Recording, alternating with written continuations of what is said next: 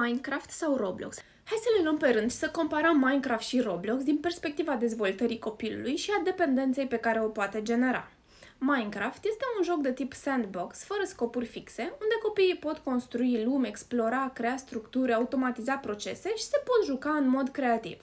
Roblox este o platformă de jocuri online, unde utilizatorii creează și joacă jocuri făcute de alți utilizatori, cu grafică simplă, bazată pe microtransacții și interacțiune socială intensă. Hai să analizăm care dintre cele două jocuri este mai educativ. Minecraft încurajează creativitatea, gândirea logică, planificarea în spațiu și poate fi folosit chiar și în școli pentru lecții de geografie, programare și chimie. Însă este limitat și nu îți poți crea singur anumite lucruri. Roblox poate dezvolta abilități de programare prin Roblox Studio, dar multe jocuri sunt create pentru entertainment rapid, nu pentru educație. Are mai mult focus pe obstacole, jocuri bazate pe recompense rapide și vizuale. Deci câștigător educativ este Minecraft. Care este mai adictiv și de ce? Minecraft. Adicția apare mai mult din dorința de a construi. Se creează sesiuni lungi de joacă pentru că proiectele durează.